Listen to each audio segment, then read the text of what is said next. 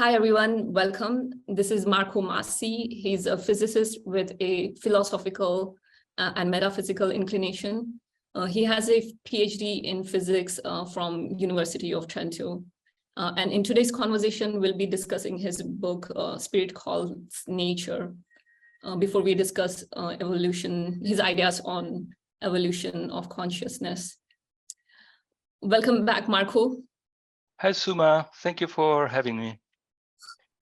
Thank you for coming back to this channel. I think we had some of your ideas are very interesting to me, and I feel like you have covered a lot of substance in exploration of these subjects. Like it's, in a way, it's unique work because in this book, you were able to like bring together a lot of pieces together in one place. So that's very commendable. And thanks for sharing that work with me.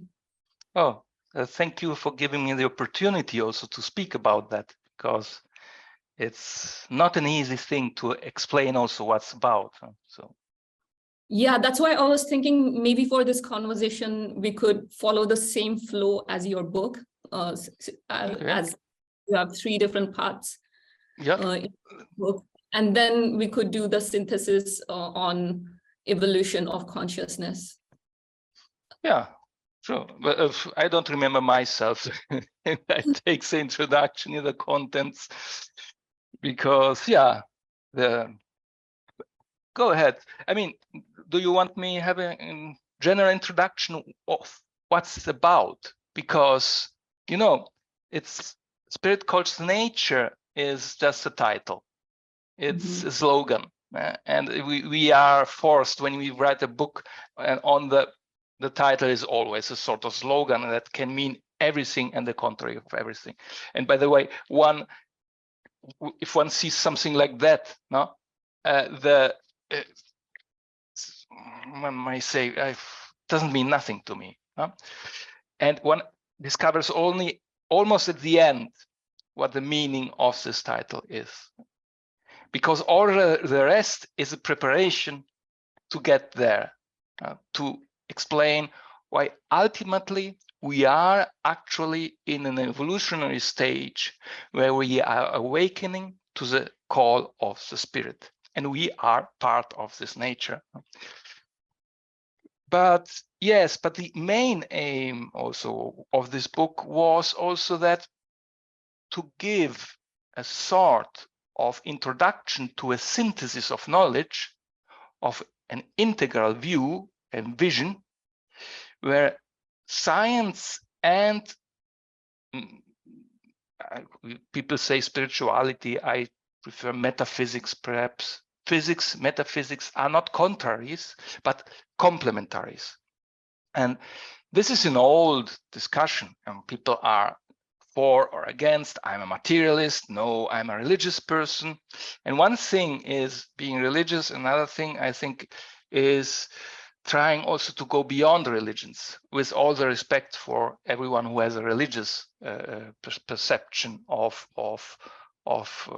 life, of reality. By the way, also religions have their function, and they serve a purpose also in this universal drama on this planet.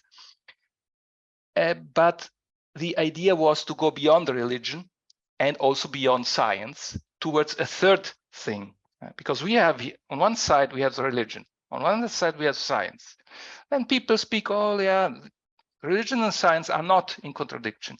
Yes, they are not in contradiction, but you won't be able to find something that will lead us towards a future with a more ample vision of reality just by putting these 2 pieces together, and where the whole is the sum of the parts.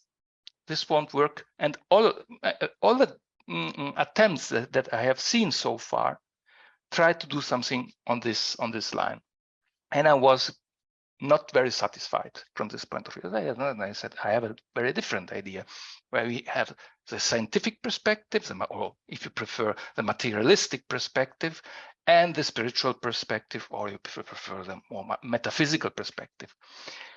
It will not be sufficient to put them together, even though at a certain point we have to do, because we are limited beings, we are mental beings, and the mind works with pieces that puts pieces together. But the final aim is to merge them and to ascend to something that is a third position, that is neither science nor spirituality, but something that Saprem was a disciple of Sri Aurobindo, called a divine materialism. So a divine materialism sounds as a self-contradiction, an oxymoron, no? But this is the final aim. I don't pretend to have been able to reach this aim, this goal, but I think this, what I have done here, is a first step, sets a bit the stage, or if you prefer, the mind frame, the frame, the mental frame, where we can follow a certain path towards this direction of this third position. Yeah, go ahead. I feel like we will be discussing that third position in more detail later. Yeah. As a context, before we get to that discussion, can you elaborate more on the first part of your book where you talk about this idea of end of the curve of reason? Can you explain more and break it down? Yeah, because I almost immediately take an evolutionary perspective. By the way, also evolution is expanded. There is no negation of the scientific perception and understanding of evolution. Quite the contrary. It also, this classical, down-to-earth Darwinian form of evolution is embraced, but we try to go beyond that and expand it towards a higher synthesis, a higher vision.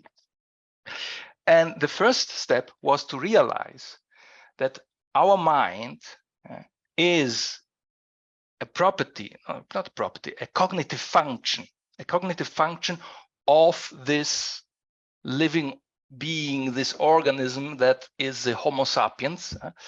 And it is just one of the evolutionary steps. And we will not also classical scientific Darwinism would not say that we nowadays that the evolution stops there. Also mind, mentality, reason, analytic reason, rationality is only one form of cognition of that kind of species that we are.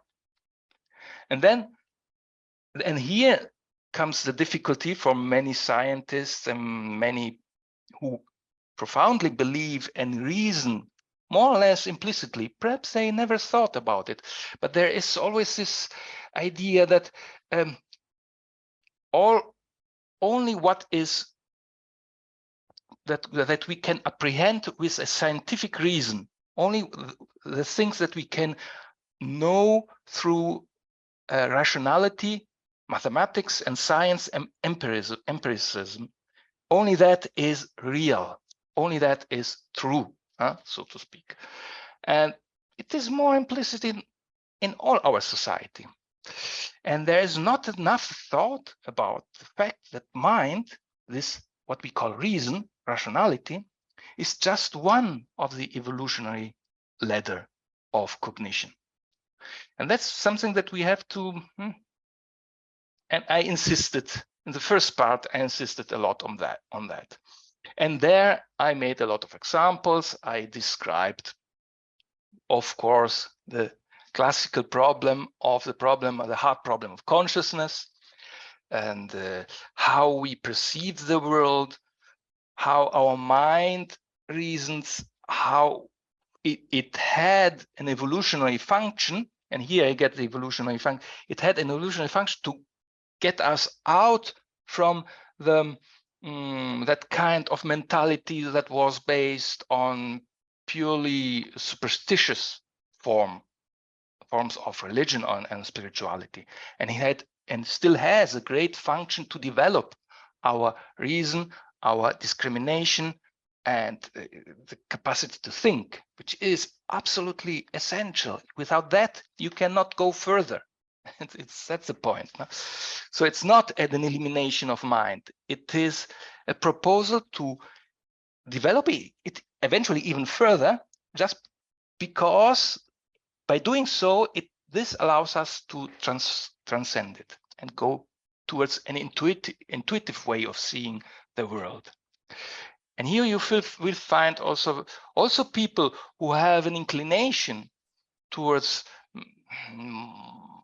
less materialistic worldviews. You can find a resistance, because there is still this understanding that what is not reducible to analytic concepts and to the analytic mind, that cannot be true. That can. So this is a great challenge, and yeah, that's the first part of the book. And if there are some specifics that then I went on with the free will thing, the mind-body problem, neurons. Oh, okay, my new anti-neuroscience bent is obviously very evident there. It's perhaps a more personal thing, but it took this because nowadays we live also here in this hype, I think, a bit of everything is neuronal, everything is molecular, everything is cellular. If you have the understanding of the brain at the level of single neurons, then you have the understanding of human consciousness, mind. No, if you think about it, this is a very superficial understanding. And now we are slowly but steadily, I think we are arriving at that point. Can you comment on that?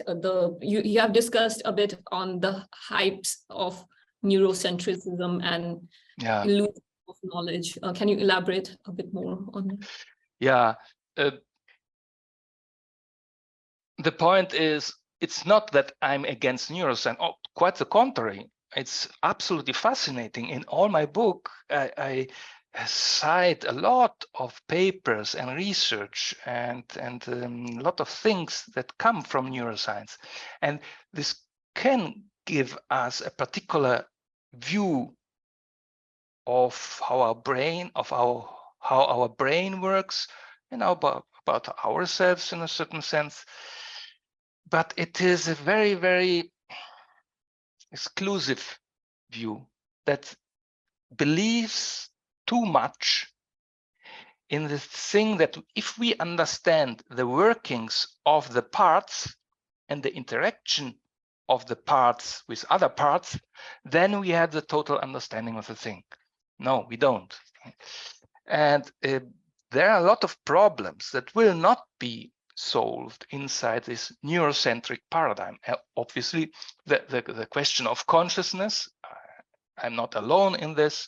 Now, I think there are a lot of people who arrived at the conclusion that consciousness, I mean phenomenal consciousness, which is the ability of a subject, of having a subjective experience, of having feeling, of having sentience, of feel something, pain and pleasure, joy and sadness, and all these emotional things, and all this subjective sensorial experience, that there is a subject having these qualitative, so-called qualias, no? Qualitative experiences, is not explainable on a neuronal level. We need something that goes beyond this purely particularistic way of seeing us. And this is also necessary not only for a scientific, philosophical understanding, but it is also the way with which we look at us. If we see only a bunch of neurons, if you have children, and seeing your children only a bunch of neurons, let's say something like that, you will have a conception of your children that is, in a certain sense, very reductionist. And I don't think that most parents don't think of their children in this way.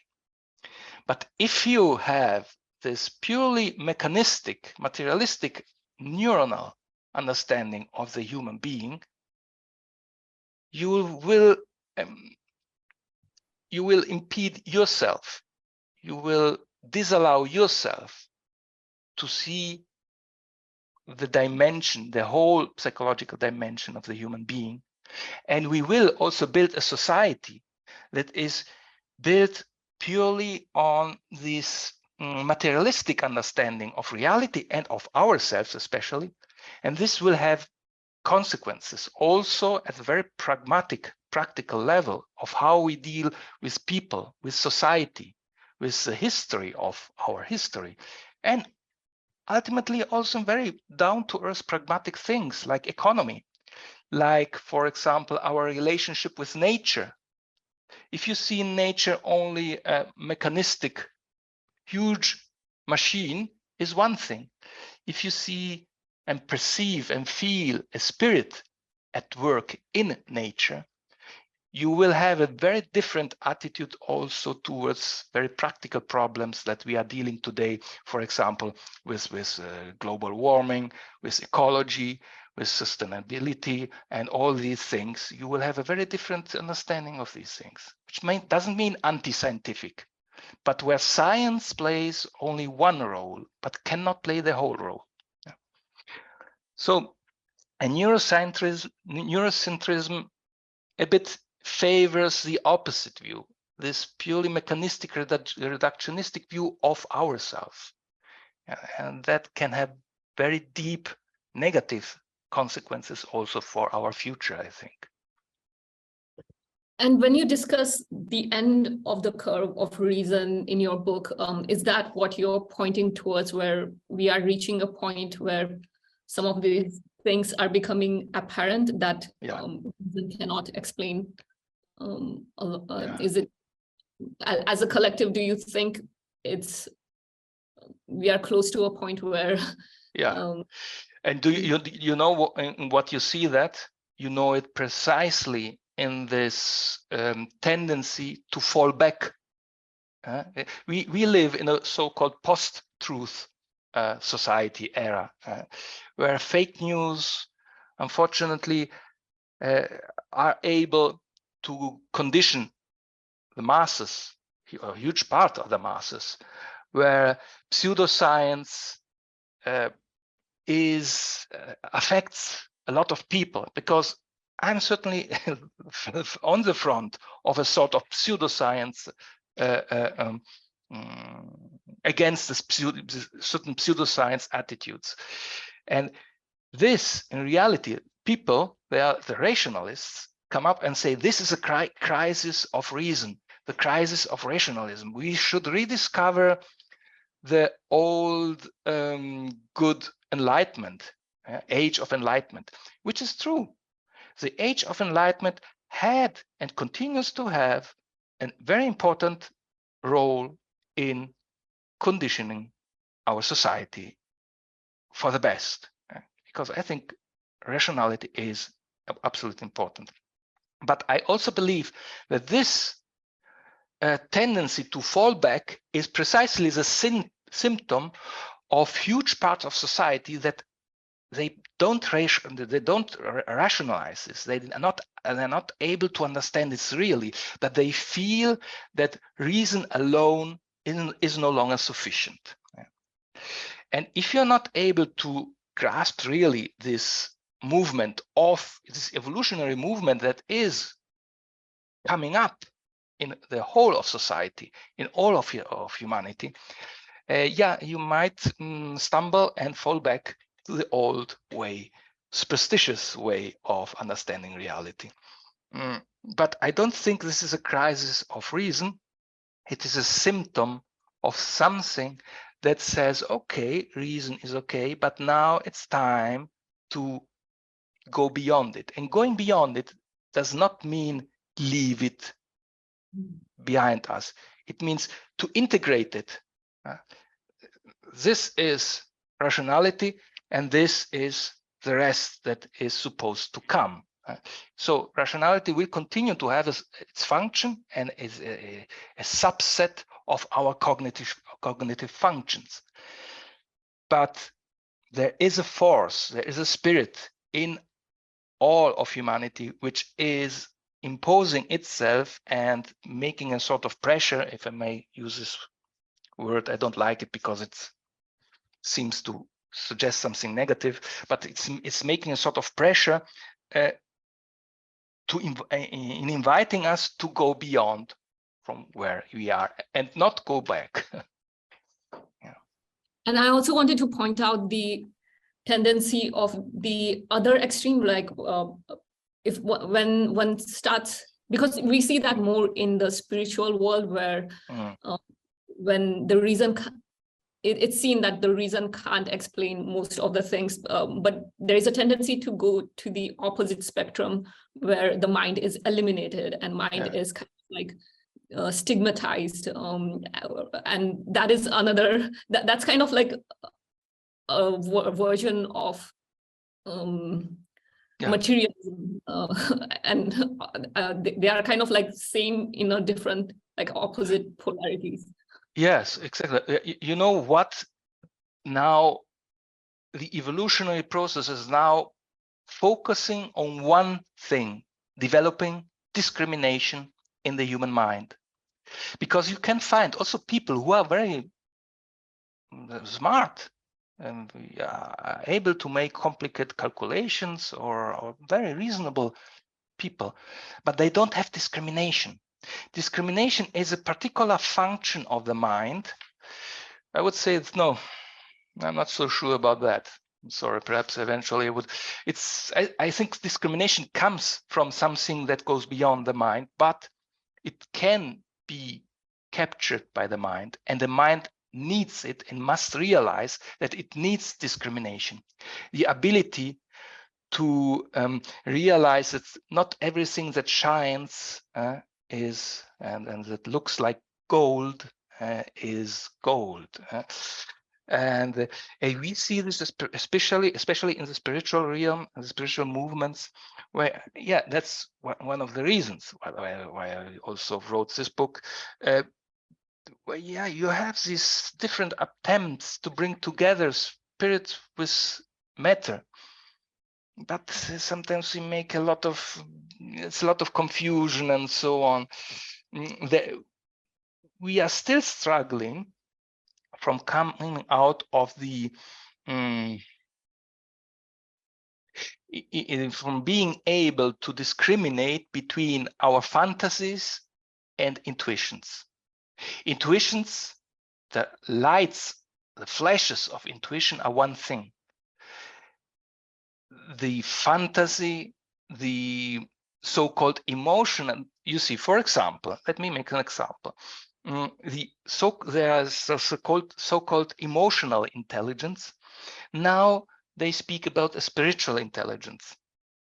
I don't know in the minds of a people what is the difference, but emotional intelligence is something very different from an intuitional intelligence.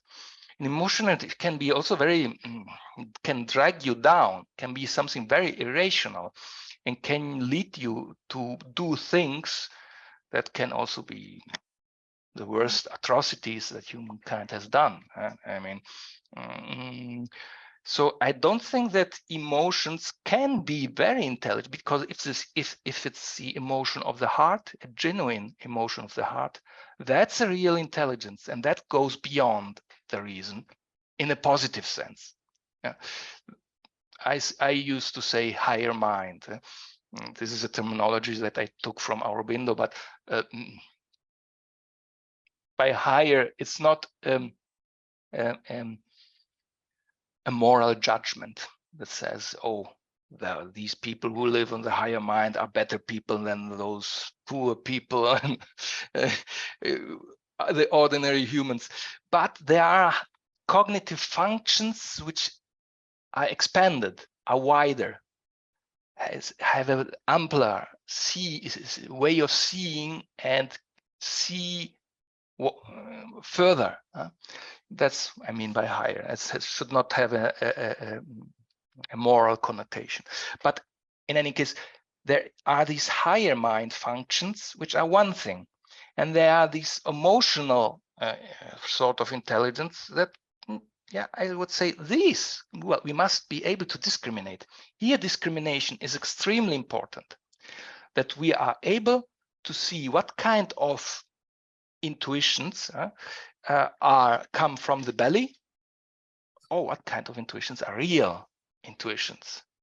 And that's where humanity is still struggling. Also, very smart people I saw, and I mean, also in myself, I sometimes thought to have great ideas, but then were entirely wrong. So we are in a stage, an evolutionary stage, where we are exercising this discrimination precisely to go beyond the reason. And when we fail in discriminating, we fall precisely in that fallback that I was mentioning previously, in that then we can be really conditioned like puppets from forces that we can't control and even are aware of, but we dance to their rhythm. And maybe this is a manifestation of the initial stages of post-materialism, where we are still kind of, as a collective, we are struggling to understand what it looks like. And that's why it can be confusing, because like right now we sometimes, there is a tendency to confuse spirituality as anti-rationality, rather than seeing it as like transcending rationality. It's not eliminating the logical brain and rationality, but like containing it and moving even further. Containing you have made a better summary than myself of the spirit of my book. Eventually I will leave you the description of it. Yeah, I like, especially I wanted to put it in the subtitle, but I see that I didn't.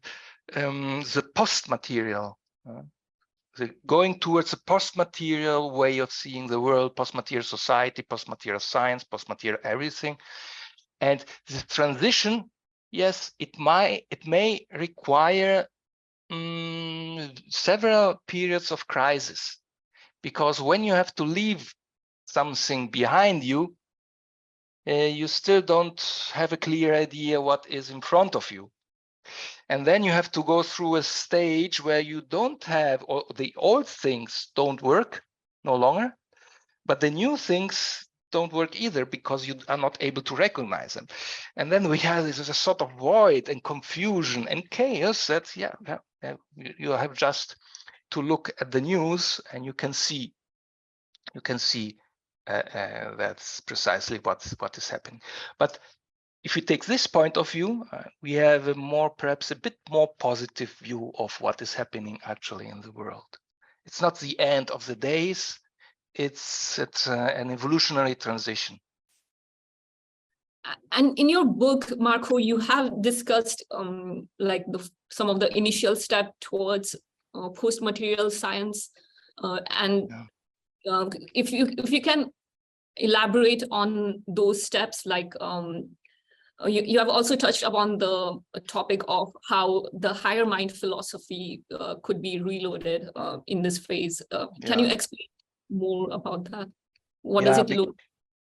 In fact, one could also see that a lot of things one could also criticize, and that one of the critics that I became, some people made, is, but but a lot of things that you wrote there are not really new, and that's also what impelled me to make a bit of sort of very superficial. I'm not a philosopher by profession, but I try to make a sort of philosophical summary of all those philosophers who had an intuitional approach to reality.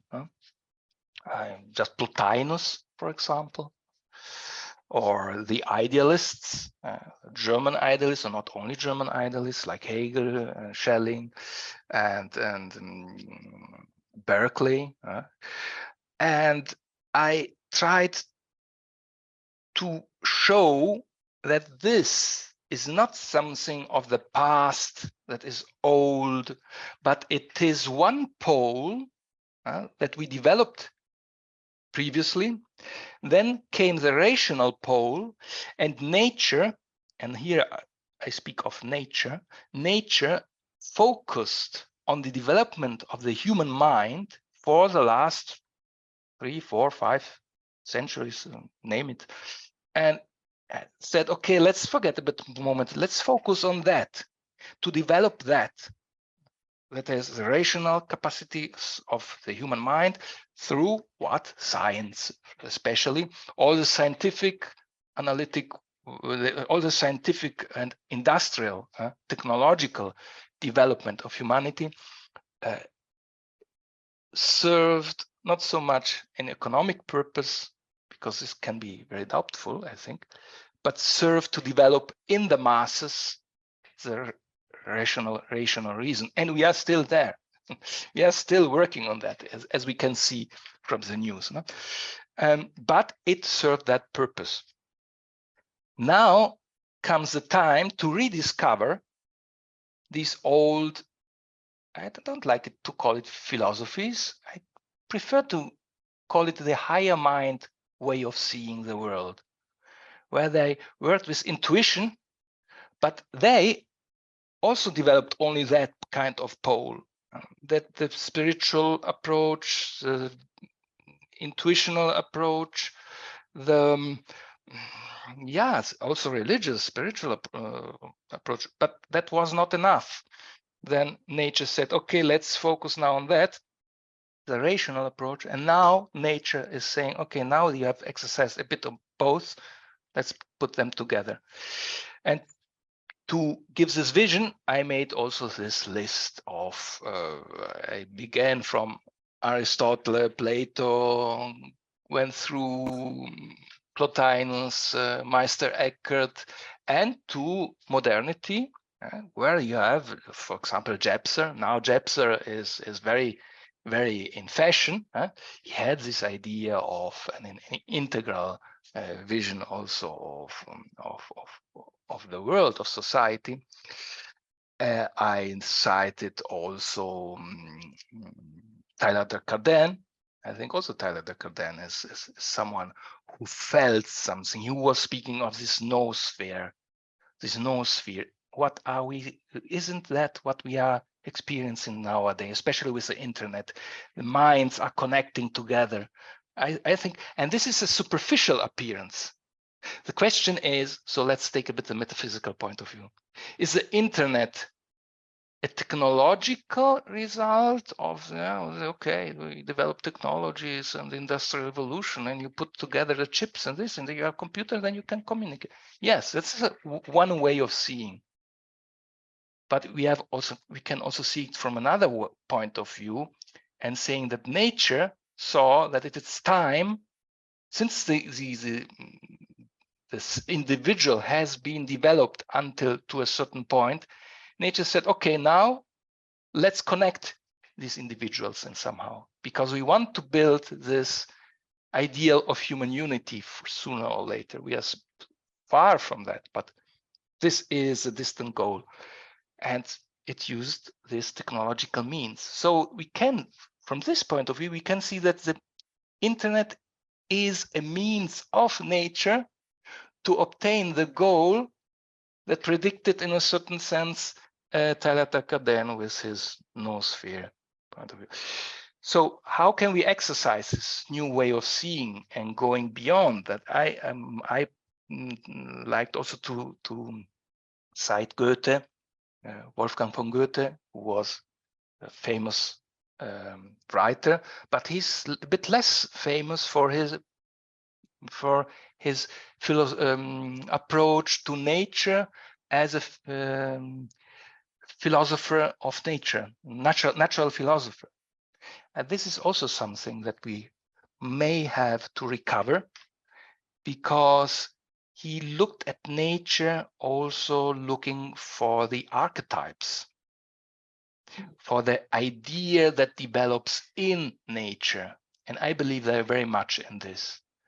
That if we look at nature not only as a mechanical development of bodies, but as the expression of ideas in a certain Platonic sense, even though the parallel is perhaps not 100% correct, but that gives us again another concept of nature and of how we can relate and also develop a different relationship among us humans, because every one of us is also an expression of one being that expresses itself in a multiplicity of beings, all with their particular gifts. And if we see that every person from this point of view, imagine what it can, if it really goes into the minds of the masses, where the diversity is not a menace, is not a danger for my identity, but for something that can even enrich my identity. I think this would completely change the world also from a very social, political, economical, everything point of view. But so I'm not sure that I answered your question, because I digress always. I'm not sure that eventually you can reframe it. I'm sorry. You touched upon some really interesting points in that answer, especially about the archetypes. I personally can relate deeply to it, because I experience that sometimes in dreams. I feel like dreams can be an interesting platform to tap into some of the workings of archetypes. Like, for example, in our current world, this archetype of a CEO of a tech company, that archetype, I think, like has been played so much over last 20 years or so, and maybe it's going to phase out. Like and sometimes dreams can give glimpse into some of that meta knowledge in a very interesting way. Like, for example, in one of my dreams, I saw like how someone may appear like a super successful CEO and businessman, but in this one dream, I saw it in a funny way, where the CEO he had a driver driving him to somewhere, but every half an hour, like he would kind of like deactivate, like nothing would happen, and his driver would have to come and reset him to kind of bring him back. Wonderful image. Yeah. This would happen every half an hour, that this driver is kind of like resetting him, and he was so dependent on his driver. And to me, archetype wise, it reflected like how some of these leaders may appear like super powerful, successful, but they need a lot of employees to keep them running and be on charge. Yeah, interesting. I never thought about the image of the CEO in our society, but it's quite obvious. It has this aura, no? You see. And your dream is interesting. Yes, I don't know if I'm not an expert of interpreting dreams, but it indicates, for me, this indicates that there is not a falsehood, but a superficial, it indicates a superficial appearance of the image of the CEO. And if you say it has to recharge, it is something, again, something mechanical, something not authentic. It's something that is not genuine, something that is not him. Where we live in a society, we are scarcely ourselves. We are scarcely allowed to be ourselves, or we are afraid to be ourselves. And yes, and the COO, I think these people, by the way, they are a category that suffer most of burnout. And it's not a coincidence, because not only because they work so much, but probably they need all their energies to give an image of themselves that is not authentic. And that drains you a lot of energies. Yes, yes. Interesting. Yeah, but by archetype, I didn't mean only the dreams. No, I didn't mean only dreams. I was just pointing to different sources of tapping into those archetypes and this idea of meta knowledge, like something that's happening beyond what's appearing in reality. So this, because we're talking about this idea of higher seeing, like I feel like these are like these could be like initial phases of trying to make sense of those that kind of like right now I feel we don't even have resources to put that into perspective. But we can put it into perspective by making some specific examples. For example, you can look at a forest. The typical example that I usually make in these cases, look at the forest as a number of trees, a lot of trees, one near the other, and that makes a forest. Here you have this idea of this, the sum of the parts makes a whole. We nowadays know that's not true, or at least many forests, at least, the trees have their roots which are connected with one another, and not only with their roots, but also at the microbiological level. And we know that in reality, a real forest, at least a real forest, nowadays most forests are industrially managed industrially, and there might be very different. But a natural, real forest is one and unique living being.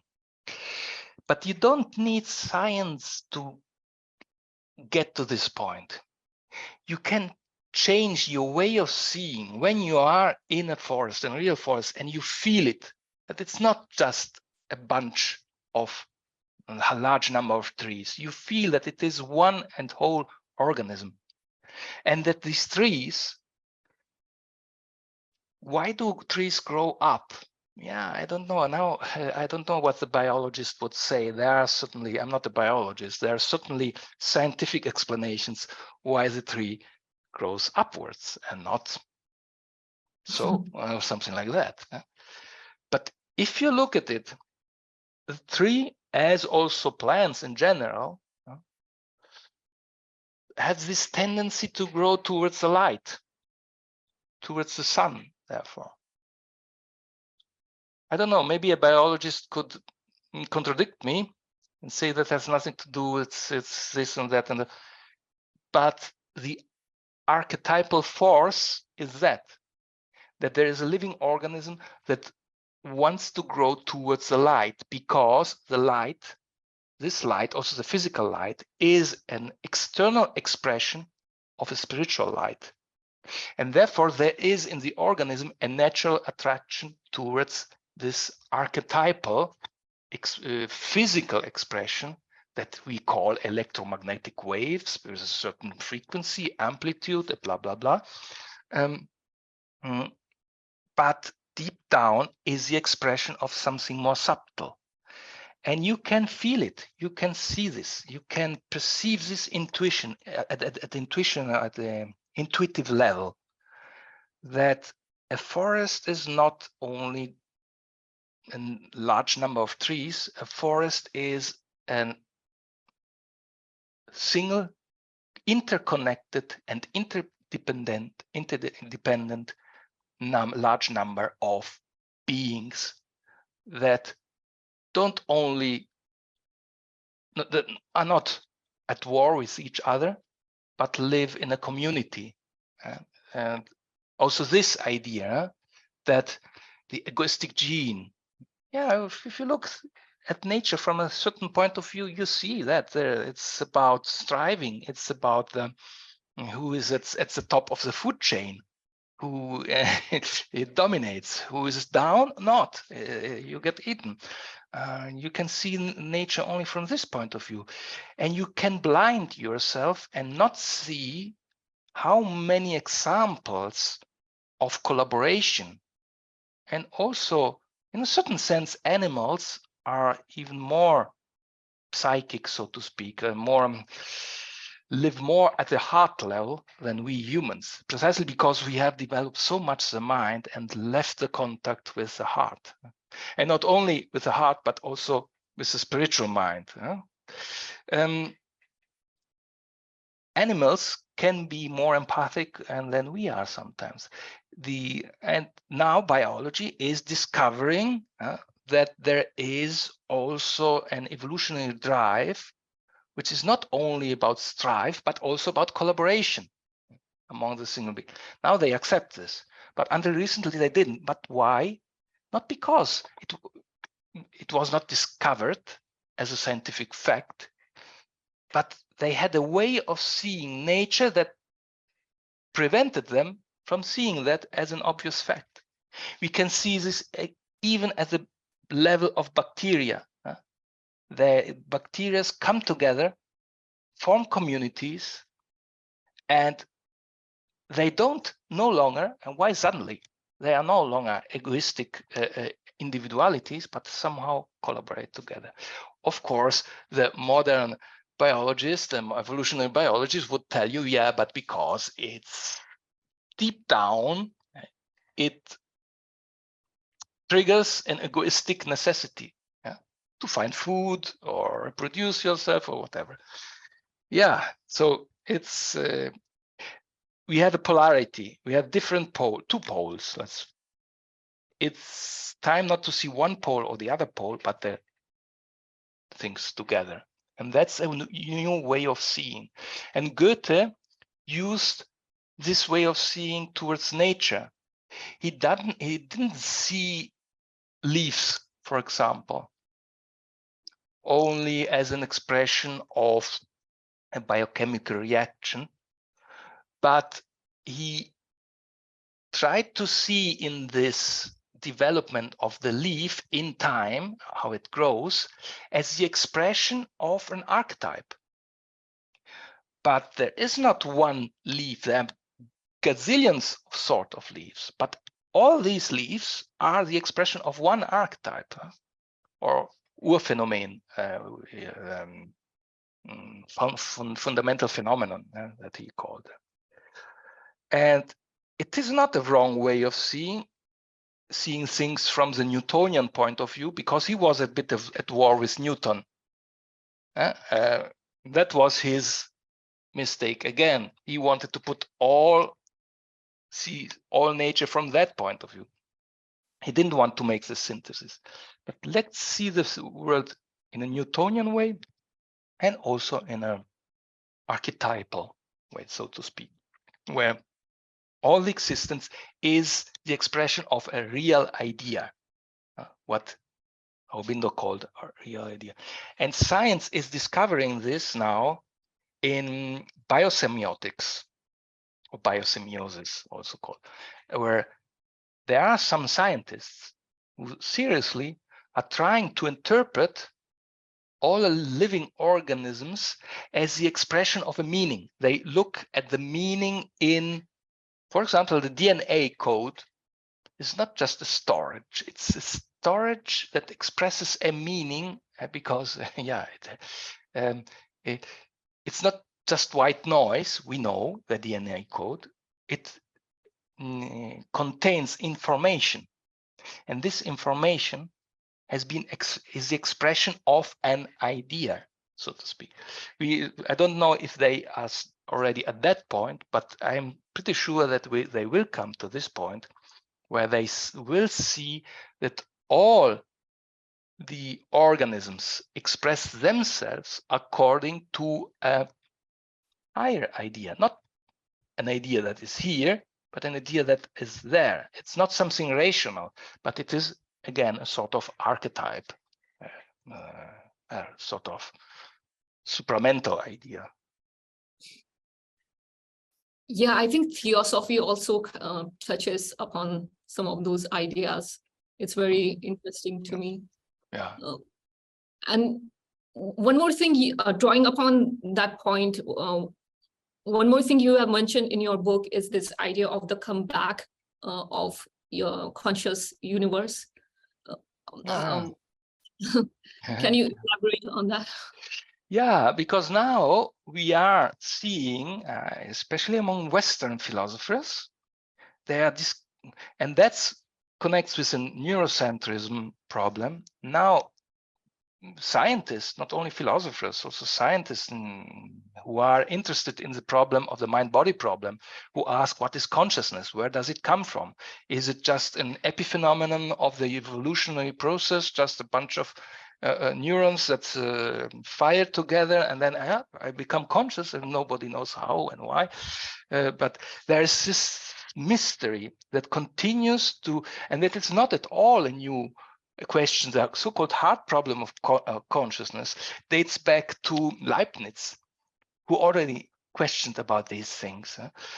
And we are still there. And despite this enormous success of neuroscience, which has made a great advancement and has made a lot of discoveries, when it comes to the problem of consciousness, the hard problem of consciousness, the question, how does a brain produce supposedly conscious experience? Not only don't we have any answer, but we made no progress at all.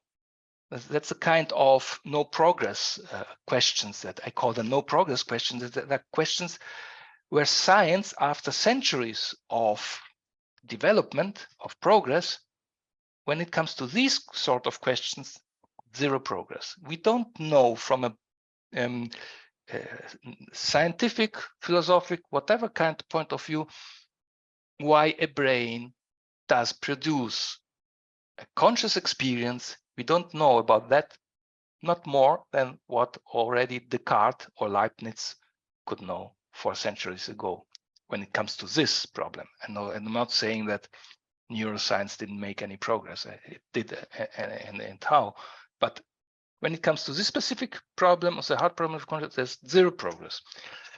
And there are philosophers of mind, who have discovered, who have realized that there is something missing. We have to go beyond this purely neurocentric, physicalist point of view, reductionist point of view, and we should reconsider and eventually rediscover the kind of philosophies that I mentioned, and that are mentioned in the book. And therefore, this idea, for example, philosophical idealism with Bernardo Kastrup, I don't know if maybe you are acquainted with him. He's a Dutch philosopher who rediscovered the old school of philosophical idealism, but of course made a great work in the sense that he readapted it. Especially he was inspired by Schopenhauer, but he readapted to modern times, and he is now a leading figure in the field of analytic idealism, what he calls analytic idealism. There are also less notorious people like Itai Shani, who speaks about cosmopsychism, that sees all the cosmos as a conscious being. That is, it is not that consciousness arises through a body and a brain, but to the contrary, he puts upside down everything and said all the cosmos is cosmic consciousness. And there we have obviously the connection with Eastern philosophies, with non-dualities, with yoga, with the philosophies of Advaita Vedanta, and so on and so on. Where this idea of the cosmic consciousness is not new at all. They always had this. But now it's interesting that the Western philosophy is rediscovering this. And I think I call this the comeback, the comeback of this way of higher mind seeing. And my point, but I made then also critics to this Western approach, where I said, yes, okay, that's fine, it's all fine and good, but it will not be enough. We will have to go beyond the analytic mind. And that's something the Western philosophers, when we, for example, speak about archetypes, what does it mean? What is an archetype? So there's this instinct in us, in every one of us, I think, that, oh, give me a definition. Define consciousness. You cannot define consciousness for the simple reason that whatever kind of category you take for this definition somehow relates to a conscious experience. You cannot avoid that. So you cannot define consciousness with itself. It is you have to go inward and take the first person experience. We have to, the science has developed in us very well the third person point of view. Now it's time to find back the first person point of view and bring them together. And that's why I say we have to go beyond idealism. Idealism is still the step in between. And that it will help us. We will go through that again, but it will not be enough. We will have to go towards an understanding of the world that rises our mentality. So this was I think there is a lot, and a lot of these are ideas where each one can be kind of a conversation in itself. And I know this is a daunting question for you, Marco, to kind of synthesize all these ideas. And what are your thoughts on evolution of consciousness from both, like from a general materialist, as well as from spiritual perspective? How would you tie this all together? Sometimes it's easier to explain something by saying what it is not instead what it is.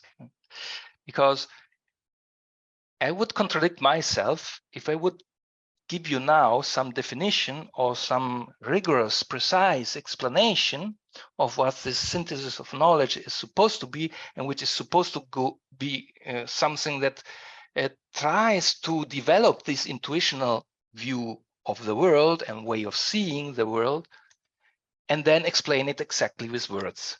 Because words are part of the domain of an analytic mentality. They can help you to go towards that higher stages, but they cannot really, they are still pale reflections of these intuitions. So it's difficult to say what really this synthesis is. Well, first of all, because we are still not there. We don't know really what the synthesis is. What I'm proposing here is a first attempt. At our stage, at our actual evolutionary stage, this could be considered a sort of first step towards this kind of synthesis, not the synthesis of knowledge itself. But I would put it, if I must use words, I would put it in deprogramming, first of all, ourselves, because we have to learn. Before we are able to learn to do something, we must sometimes also painfully, learn to unlearn the things that we have from the past. And that's perhaps the most difficult thing. To see how certain things put us into a cage. Learning to become aware of this cage. This is the primary mission that we have to and develop this kind of discrimination that I said. And the cage is this physicalist approach, I think. And not only in science, in everything. in everything, also in medicine. When I go to the doctor, oh, I'm a machine. I have to go to the doctor because I have some ailment. Yeah, we are in part. Our body is a sort of machine. We cannot avoid that. But perhaps it's not that easy. Even there, intuition can help. For example, in seeing our body a conscious entity. This is an example that comes to my mind now. I don't know why, because I digress always. So then I find something. But become aware of how your body is not just a machine, but also a conscious entity that has, in a certain sense, its own thoughts, beliefs. And that if you can deprogram these thoughts and beliefs, you will be able also to deprogram some ailments, some illness, which doesn't mean that it's always so. And there are things that are very physical and we cannot deprogram so easily, at least. But exercises, and don't be I have a little pain here. Oh, it's a cancer. It's a cancer. I will die tomorrow. So these are the instinctive thoughts that come up, that bubble up from our subconscious. Try to detach from these things, because these things keep us in a cage. I'm not saying that you should not go to the doctor. Go to the doctor, but realize that also the doctor throws on you. I'm not speaking with you, I mean generally, Suma, on us. Yeah, let's say. When we go to the doctor, also there are suggestions that come and are thrown up on us. Go to the doctor, develop this discernment, but don't accept everything that comes from the outside. Look inside and take this first person perspective, and unite it with a scientific third person perspective, and make a synthesis of that. In a certain sense, the synthesis of knowledge is where the first person perspective and the third person perspective is synthesized in a knowledge that goes beyond reason. So that could be a sort of definition, so to speak. But this must be developed in everything in our life. And it's not just philosophy, even though I love philosophy, and it's mostly about philosophical issues here. But it has a great impact on your life also at a very practical level. And that's the part that I developed more in the last part, where I also describe what all these philosophical ruminations could be useful for us individually and also for our society. Because the way with which we see the world determines also our actions, how we behave. Our thinking is reflected in our actions, if we like it or not. Unless you are the CEO that you mentioned before, but then you will burn out and you are like a machine. Yeah, I think so some of the pointers that you mentioned in this answer, I feel like there's a lot in Eastern philosophy. They tend to do a really they tend to provide many resources in terms of self-realization and non-duality. Like, for example, Vedanta, where self-realization is kind of like the first step and kind of beginning into that evolution of consciousness, because non-duality is kind of like the biggest deprogramming of our biggest program is that we are identified with the mind and body, and you can see through that program. That's the biggest deprogramming that can happen in the psyche, so it matches with some of the things that you mentioned, where that's even the traditional, some of these Eastern traditions, they point towards the same thing, where non-dual realization is kind of like the first step towards in that journey. Yes, this is already a huge step forward. The non-dual realization is certainly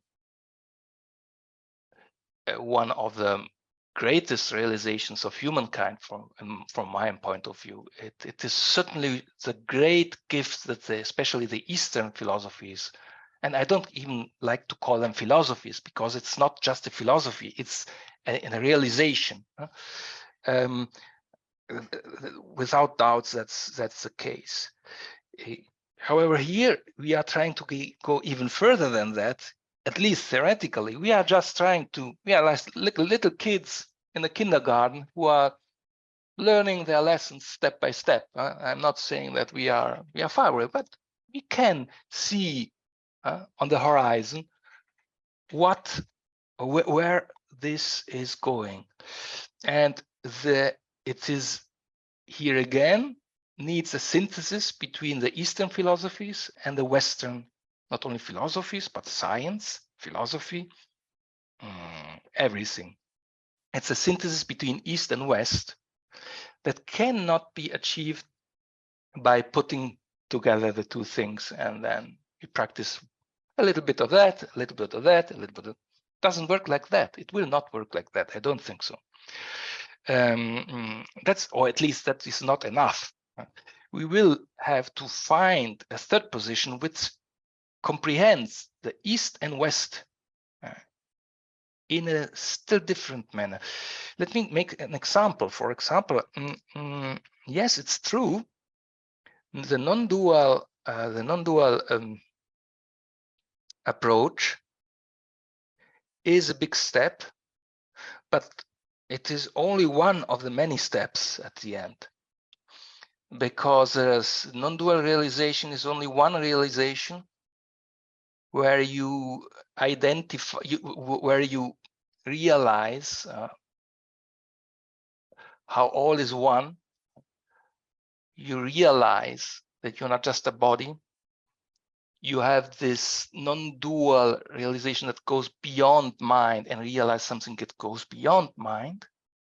But this as such does not transform you, or the rest, at least, of your personality. Your character, also your bad character, might continue. Your body might well remain unaffected. I'm not saying that everyone who has a non-dual realization is just some being who retires in a nirvana and that's all. I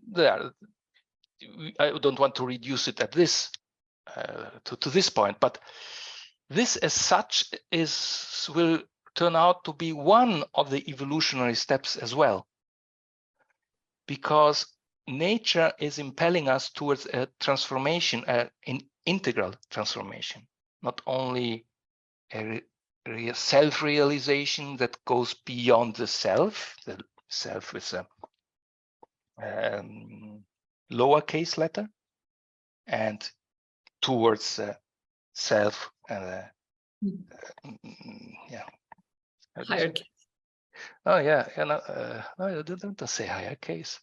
Yeah, capital letter S. Yeah, thank you. The capital S self, that's one realization, but then we have to transform also the mind. The mind gets only deprogrammed or think only partially through a non-dual realization. It's still, there are all still the mechanical parts of us that have their roots in a subconscious, emotional plane of existence. And these continue to go on and on and on if they are not transformed by something that goes beyond mind. So, and that's why I like also my preferred master is Sri Aurobindo, who had this integral vision, who said, yes, self-realization is an important step, but we must go also beyond that. We must transform all our body. And then he had this vision of the transformation of the whole of humanity in an evolutionary perspective. And that's also a thing that I miss a bit in the non-dual teachings. There is no evolutionary perspective.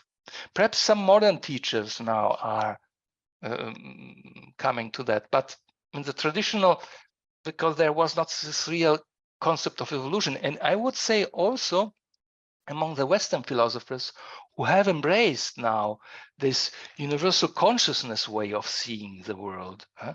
Yeah, but they, as far as I can see, they did not relate it to evolution. What kind of role plays evolution in this cosmic consciousness? Okay, I know that I'm an expression of the cosmic consciousness or of the self, and all is one, all is Brahman, which is the one without a second, and so on and so on. But why did this Brahman put it in his head, so to speak, to go into this illusion of Maya? But it's all an illusion. It does not really exist, really. But why is this illusion? Why does it come from? Not where no, it comes from this self, from Brahman. No? But why? Why? There's no real answer. What evolution is in this context, and that's where we have to work on, I think.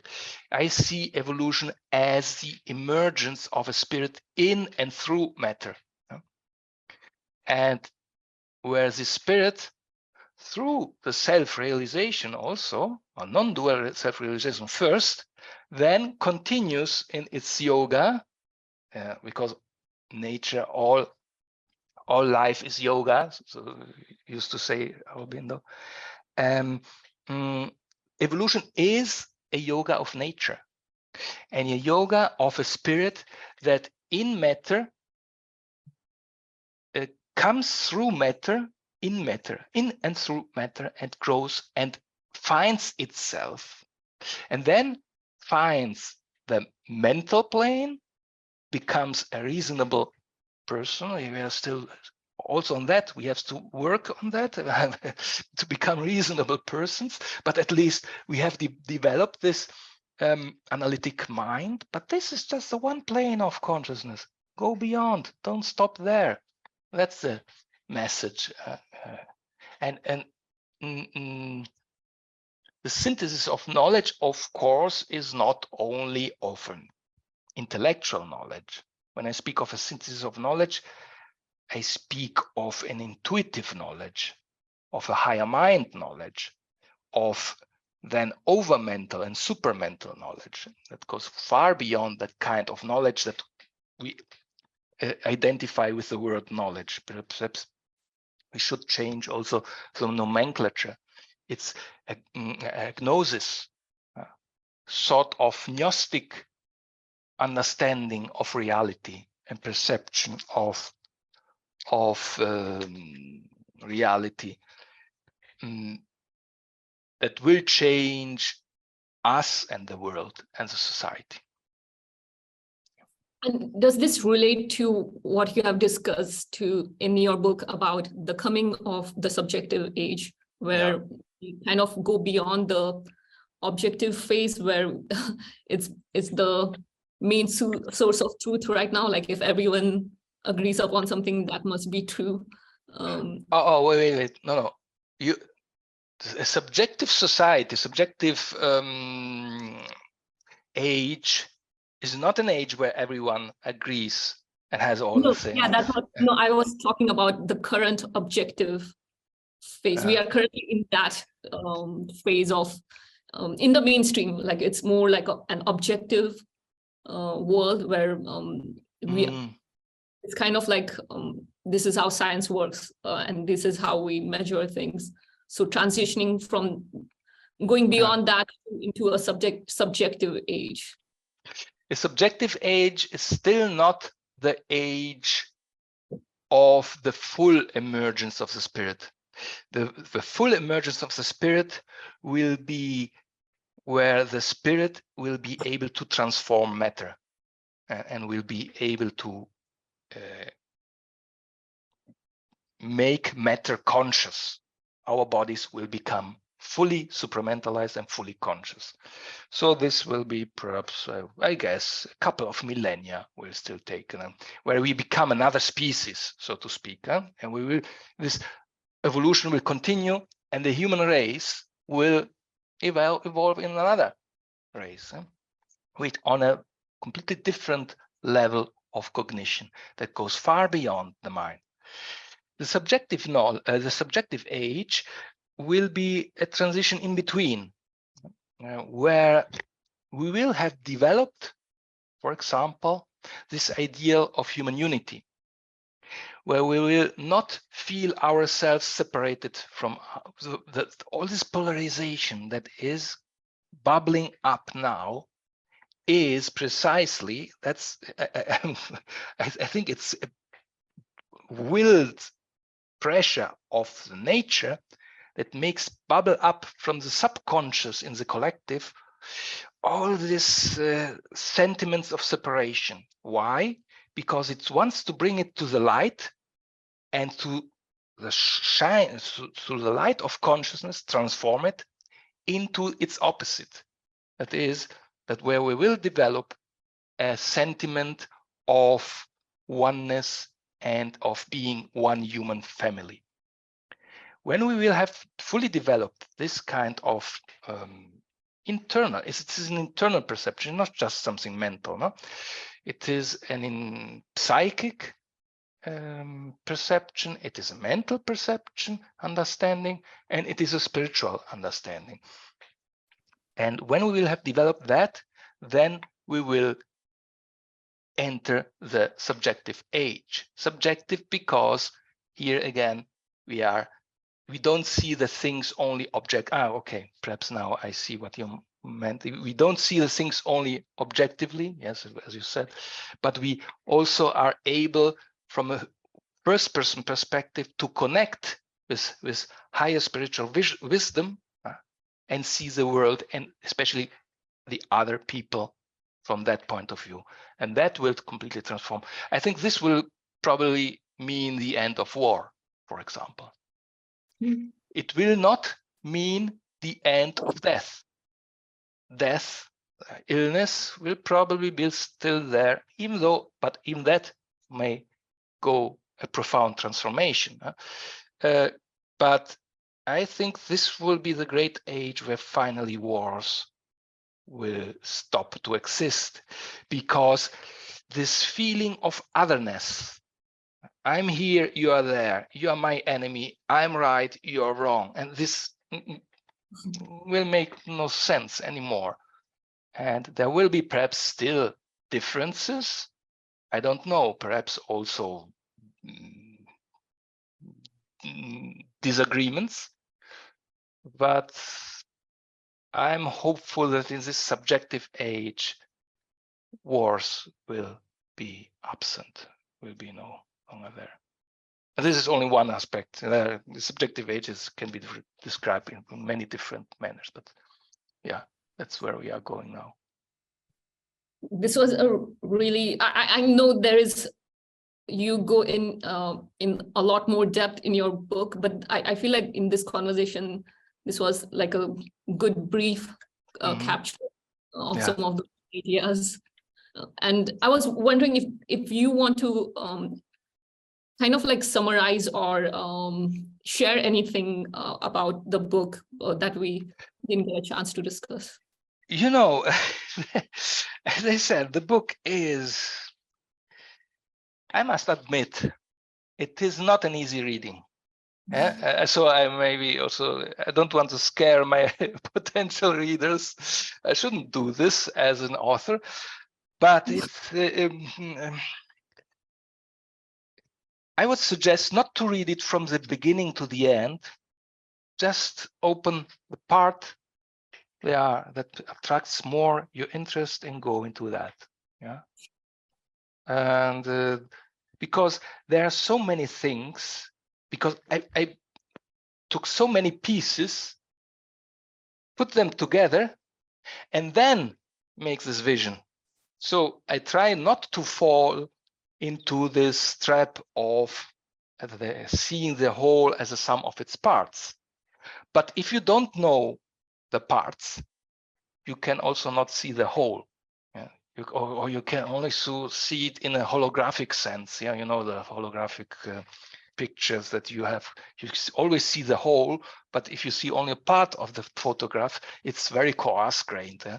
And I would suggest take it without the mission of reading it from the beginning to the end. Just open it and see what attracts more your attention. And if this leads you to then read it all, then the mission is accomplished. But it's not necessary to go to this. Here you see, this is also a mental way of seeing things. That they tell us also in schools, and so first this, first that, then A, B, C, D, E. Sometimes it's true, sometimes it's not. There are situations where it's true. For example, if you want to learn mathematics, you have to learn in a first the basics, on this basics, another basics. It's a sort of hierarchical conceptual theoretical framework, and you cannot learn differential equations if you don't know what an equation is. But we have emphasized this way of learning too much, I think. We should be able to jump a bit here, a bit there, a bit there, a bit there, and then slowly but steadily, and sometimes also suddenly, the grand vision emerges.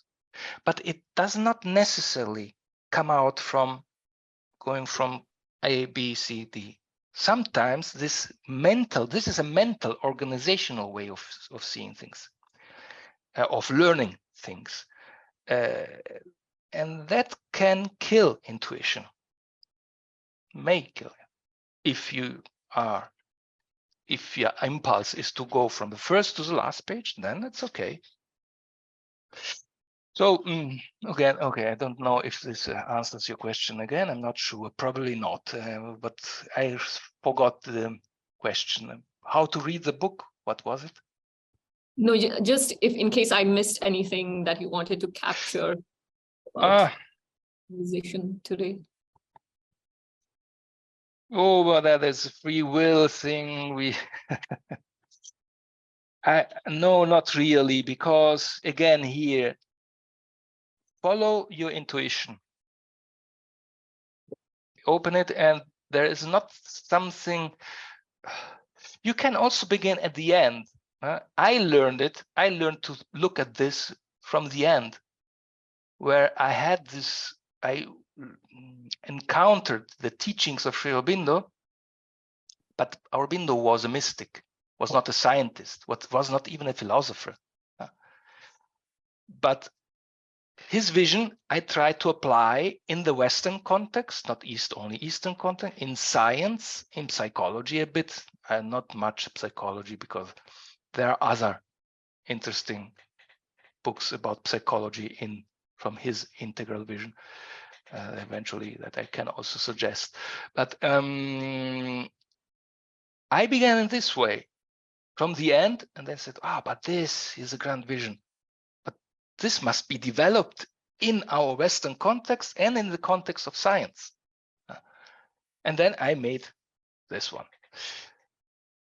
But it's my way of approaching things. It's actually now I'm working, as I mentioned already, on this biosemiosis. I see people are beginning to speak about that. Although this is not really something new, but it is coming back again.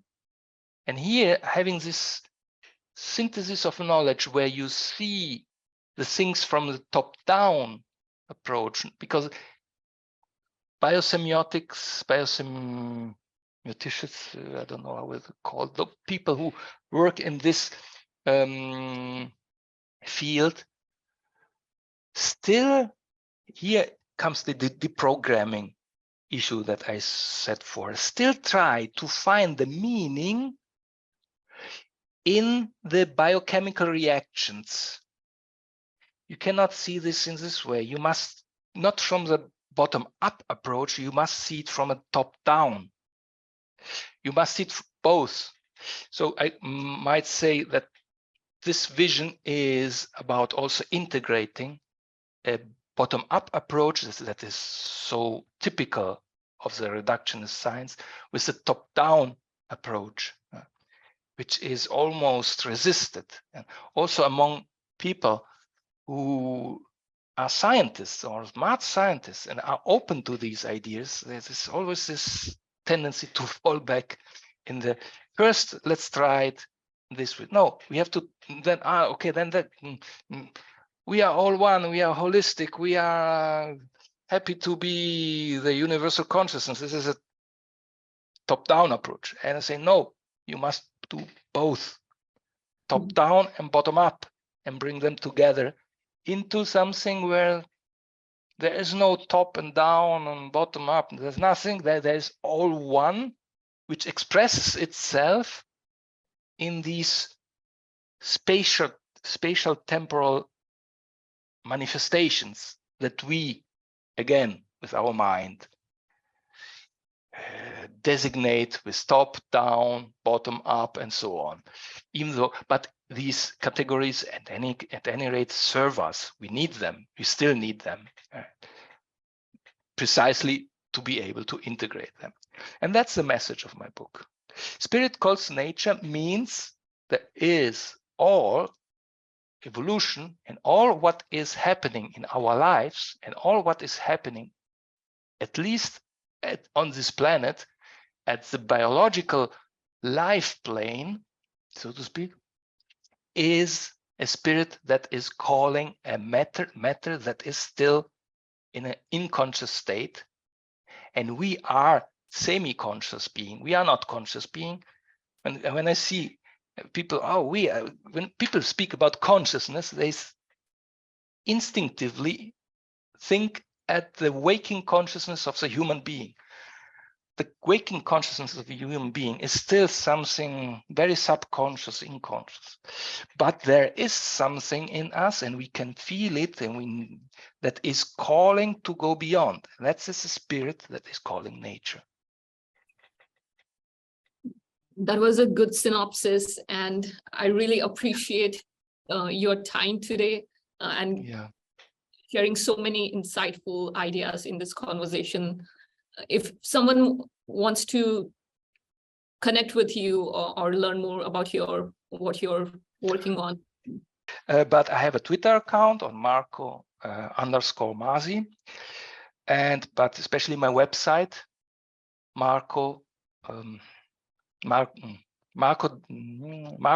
not without the point.